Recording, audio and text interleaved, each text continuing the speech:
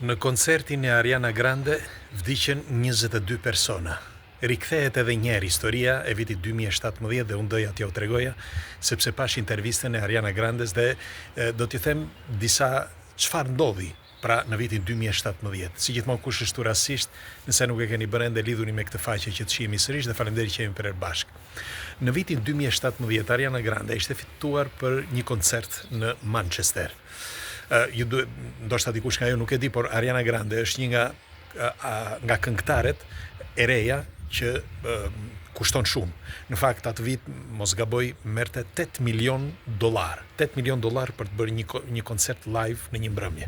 Në fakt bileta kishte shkuar nga $400, por edhe nga $300 deri në $1.000.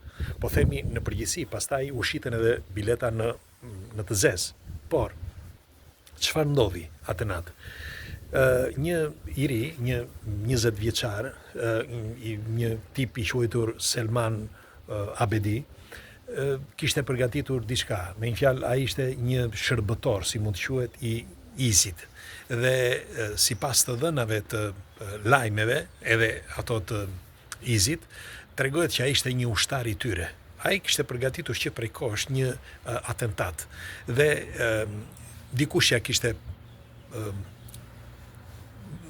kishte qepur, le të themi, atë bombë, se ai nuk e kishte bërë vetë. Dhe askush nuk e gjeti se kush e qepi atë bombë. Dhe pyetja është pse nuk e gjetën. Gjejnë çdo gjë, sepse duke bërë hetimet, ata gjejnë edhe një gjilpër që gjendet në një fush të madhe me kasht, jo më të mos i gjejnë një njeri se kush e lidhi dhe si e formoi atë bombë, sepse vetë ai nuk e bëri. Në bazë të hetimeve, megjithatë, tregohet që ky, pra Selmani, donte që të bënte një reprezalje dhe të shpërthente një bombë. Dhe kështu ndodhi. Pra atë ditë në vitin mos gaboj, ishte 4 qershor i vitit 2017, ai futet në mes të turmës dhe shpërthen me fjalë kamikaz, shpërthen vetë bombën dhe vriten 22 njerëz, 120 e ca të plagosur, por 22 që ishin pothuajse pjesa dërmuese e atyre ishin fëmijë. Me një fjalë nga mosha 16 vjeç, 17 vjeç, bile edhe 8 vjeç. Kishin shkuar aty, se keni parasysh, sepse Ariana Grande në vitin 2017 ishte akoma e re. Sot është pak me moshua, por ishte e re dhe përqesh nga të rinjt. Dhe si përfundim, përveç 22 të vrarve, 120 të plagosur. Në Manchester u deklarua, pra ajo ditë si ditë zie. Në fakt u morën pjesë edhe personazh të famshëm për atë ditë. Mirë, po ajo kishte frikë. Pra Ariana, këtë që tregonte në intervistë, kishte frikë që të rikthehej. Në fakt atë mbrëmje askush nuk e kuptoi që kishte ndodhur një dëm kaq i madh. Dëgjuan britma, por muzika ishte shumë lart. Dëgjuan edhe shpërthime dhe nuk e kuptuan për momentin. Ky Selmani ishte futur mes njerëzve. Dhe kështu që gjeti turmën në fillim, po thuaj një afër fillimit, gjeti turmën ku kishte më shumë njerëz dhe shpërtheu. Dhe shpërtheu ai tiq vetë dhe së bashku me 22 të tjerë. Mirë, po Ariana Grande, siç ju thash, nuk e kishte kuptuar ende. Kur e kuptuan, bodyguardët shkuan me njerë, e kapën, në fakt duket edhe videoa që tregon edhe e gjeni dhe ju në rrjetet sociale, dhe e tërhoqin për ta çuar në backstage. Ajo iku me njëherë atë mbrëmje, nuk fjeti aty në Manchester, por iku me njëherë. Dhe kur shkoi në Amerikë, ajo donte që të rikthehej, sepse ndjej në faj. Në fakt, ka qarë, kush e disa herë, qau edhe në intervistin që e pash, qau disa herë sepse nuk dinte pse duhet të ndodhte në koncertin e saj. Mirë, po nuk ka një përse. Ka disa që duan të hakmerren, pikrisht në vendet ku ka më shumë njerëz, kështu që pak rëndësi ka nëse ishte Ariana Grande apo ishte dikush tjetër. Por pra ai që e kishte projektuar, jo ai i viktimës, ai që e kishte projektuar padyshim dëshironte që të jepte një mesazh të fortë. Në fakt mesazhi erdhi, sepse fill pas këtij atentati, kishin shkruar, pra në ISIS kishte shkruar që do të vijojnë edhe atentate tjera. Në fakt më vonë, pastaj edhe në Francë, edhe në disa vende tjera. Dhe si përfundim i bllokuan një pjesë prej tyre, por një pjesë edhe dëmtuan. Ai në Francë për shembull që ishte me kamion e tjerë. Megjithatë, Ariana Grande, si thash, ajo ndjej shumë në faj dhe në vitin 2018 kërkonte që të rikthehej edhe një në Manchester, por janë ndaluan. Janë ndaluan sa të kontrollonin sepse po bëshin hetime, policia e ndaloi dhe i tha nëse kërkoni që të rikthesh sepse ajo donte të bënte një koncert bamirësie për të kujtuar pra që çdo gjë ishte me fjalë jo sepse dëshironte ajo, por ndodhi.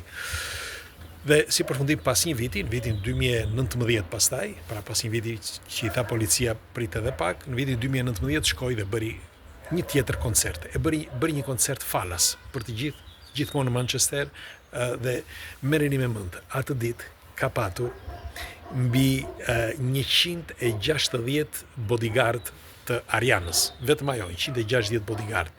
Përveç atyre, kishte rreth 20.000 polica.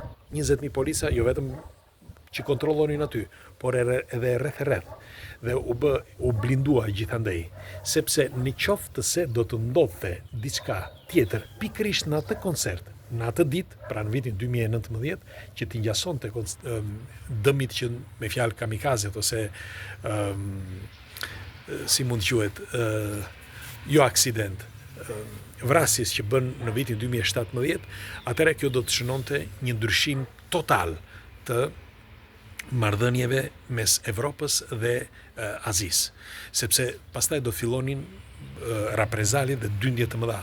Është e vërtet kjo është, e kanë thënë dhe shërbimet sekrete, në fakt e tha edhe Ariana në këtë intervistën që tha, dhe mirë po spektakli ishte madhështor, koncerti ishte i qetë, çdo gjë shkoi mirë në vitin 2019 dhe u sistemua çdo gjë.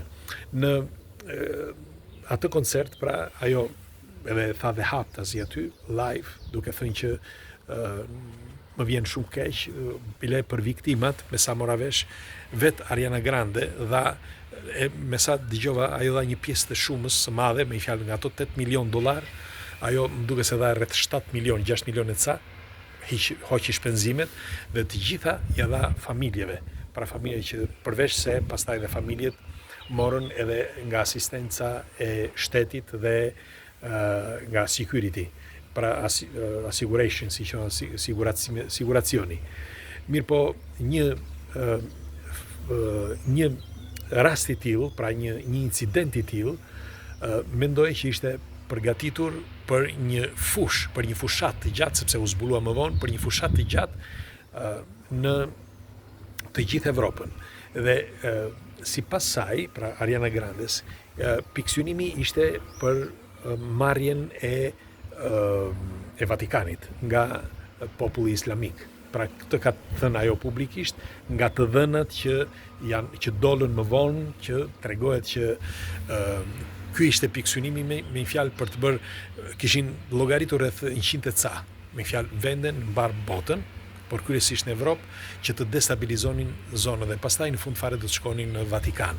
Në fakt që është e vërteta, edhe kohët e fundit, që ose keni vëre, flitet që në Vatikan kërkojnë që kanë mbritur, nga lajmet e fundit, kanë mbritur disa nga këto zonat islamike dhe mendohet që shërbime sekrete po kërkojnë që të gjejnë se kush janë, sepse kanë informacione nga shërbime sekret, por akoma deri sot nuk kanë gjetur. Megjithatë, ai incident që ndodhi, pra ai kamikaz i vitit 2017 ishte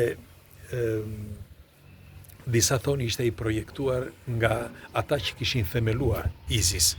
Në fakt vetë njëri nga këta që e kapën, si thuhet më vonë, thoshte që e kishin investuar rreth $100 milion jo vetëm për krijimin e ISIS, por edhe për krijimin e këtyre incidenteve në Evropë. Dhe ishte një tjetër kontinent, kështu thuhet. Tani askush nuk do ta di të vërtetën. Megjithatë, në raste të tilla, pra kur ka koncerte të mëdha, po ja u them sepse tani në Shqipëri për shembull do shkoj West, këngëtari, dhe në koncerte të tilla dhe në këtë pjesëmarrje, më erdhi fjala, në pjesëmarrje të tilla, pra me shumë njerëz, ka gjithmonë pas vitit 2000 ka gjithmonë diçka që ndodh. Dhe Ja u them sepse ndoshta është mirë që t'jeni të informuar. Nuk është për të futur panik, absolutisht jo, por të bëni kujdes, sepse ku i dihet. Dëgjova që deri tani janë shitur 10.000, 12.000 bileta dhe stadiumi merr 50 apo 60.000, mos gaboj. Njerëz dhe është mirë që të bëni kujdes. Ku i dihet, sepse askush nuk e do Shqipërinë. Nga ana tjetër ka edhe rivale jo vetëm të vendeve fqinj, por edhe brenda partive. Të paktën kjo thuhet edhe publikisht. Kështu që ne shpresojmë që mos ndodhë gjë. Megjithatë, ngjarja e Ariana Grandes dhe intervista që bëri më ka bërë shumë përshtypje, ndaj doja ta ndaj me ju. Dhe një artiste e madhe që unë e vlerësoj si karakter një, fillimisht dhe si profesioniste shumë serioze, por më pëlqeu shumë që ajo insistoi që të bënte koncertin falas dhe më në fund e bëri. Megjithatë, pres komentet tuaja, çfarë mendimi keni për koncertin që do bëhet në Shqipëri apo për këto koncerte në përgjithësi që ndonjëherë kanë edhe probleme. Bëni kujdes. Okej, kalofshi bukur.